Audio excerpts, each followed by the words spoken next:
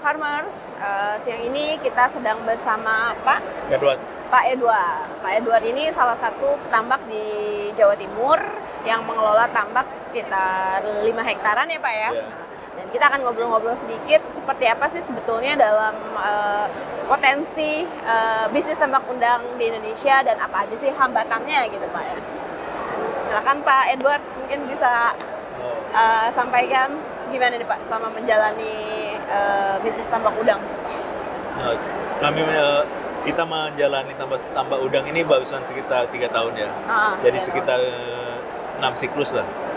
Siklus. Jadi pertama kali kita masuk itu harga udang masih lagi bagus, masih jauh lebih tinggi daripada sekarang. Harga pakan, harga produksi masih lebih rendah. Sehingga sekarang ini tantangannya ya lebih berat. Harga produksi naik, sedangkan harga jual lebih turun. Sedangkan biaya obat-obatan dan juga masalah budidaya mulai banyak, masalah penyakit mulai lebih berat. Jadi sekarang ini tantangannya untuk efisiensi dan budidaya yang lebih tepat harus lebih jaga. Oke. Berarti baru 3 tahun terakhir ini ya Pak ya? Kita mulai 2019. 2019. Kenapa nih Pak ngomong-ngomong akhirnya mau terjun ke bisnis udang? Waktu itu kita kemudian salah satu partner saya itu adalah dulunya adalah karyawan di CP ya? Ya, ya itulah. Di bidang itu, sehingga kita mencoba untuk belajar budidaya ini, dan kita coba dulu waktu pertama kita coba itu adalah 1 hektar kurang lebih. Setelah berjalan kemudian kita perluasan sampai sekarang ini. Wow, berarti dalam 3 tahun ekspansi dari 1 sampai ke 5 hektaran ya Pak? Iya. Berarti profit dong ya? Ya, gituan lah, kita masuk di saat yang tepat. Kalau untuk budidayanya sendiri, Bapak udah menerapkan sistem seperti apa nih Pak? Sistem intensif dengan kincir atau mungkin teknologi microbubble atau apa? Atau mungkin Bapak ada masukan teknologi seperti ini nih yang kami butuhkan gitu, seperti apa? Supaya mungkin nanti dari stakeholder atau dari perusahaan-perusahaan juga yang nonton kita nih bisa tahu, oh ini loh kebutuhan dari petambak gitu. Untuk sistem yang paling tepat sebenarnya nggak ada sistem yang paling benar-benar tepat ya.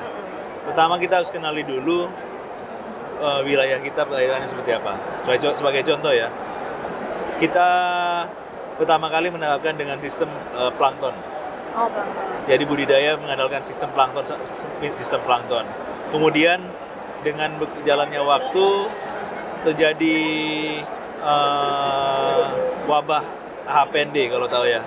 Nah, waktu wabah HPND itu kebanyakan orang itu beralih ke sistem bakteri, mengandalkan probiotik, bacillus untuk melawan perkembangannya Vibrio. Ya. Tapi kita mencoba 2 kali kita mencoba dengan sistem itu, ternyata tidak berhasil. Di tempat kita tuh kurang berhasil karena tingkat kesuburan air berbeda, sehingga kurang tepat dilaksanakan. Kemudian kita kembali ke sistem plankton dengan sedikit probiotik, mengandalkan kestabilan air. Ternyata hasilnya lebih bagus. Jadi sistem yang berhasil di tempat lain belum tentu berhasil di tempat yang kita. Itu harus harus benar-benar dikenali perairan kita seperti apa, terus diuji coba juga. Jadi tergantung ya Pak ya, tergantung kondisi air di lokasinya masing-masing ya, nggak bisa disamaratakan gitu ya. Tentu dengan ya ada prinsip-prinsip yang memang berlaku universal ya, misalnya sterilisasi lahan itu kan dimanapun sama.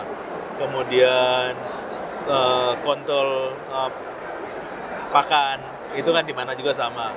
Cuma ya itu kita harus benar-benar mengenali wilayah, juga mengenali sumber daya kita.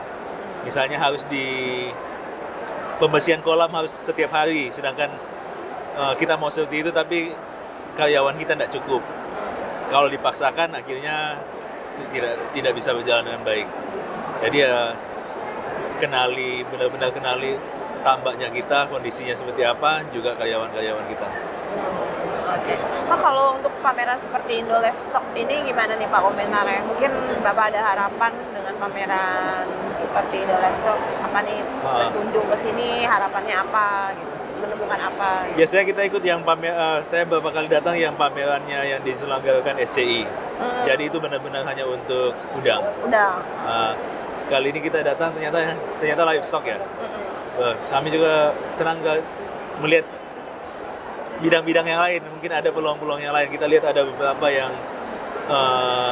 unggas, juga yang kambing, mungkin juga bisa, gitu ya, mungkin kita tidak dalam bidang itu, tapi memperluas pengetahuan. Siapa tahu mungkin di saat yang lain kita bisa mencoba yang lain. Ya. Demikian, Pak. Jadi membuka wawasan ya, untuk mungkin berinvestasi di bidang yang lain atau mungkin ya itu melihat peluang ya. Melihat juga tren dan peluang yang lain. Oke. Ini diselenggarakan sama Tubus. Indo Livestock? Ya. Bukan, dengan Apindo. Cuma kita sebagai media partner yang mendukung acara ini. Dan Probos juga memang suka buat acara juga Pak dengan SCI dan Asosiasi Perundangan Nasional lainnya. Nanti mungkin kita bisa keep contact, mungkin kita bisa undang di acara kita. Makasih banyak Pak. Ya. Oke, Farmas, sekian bincang-bincang kita dengan Pak Edward. Sampai ketemu lagi di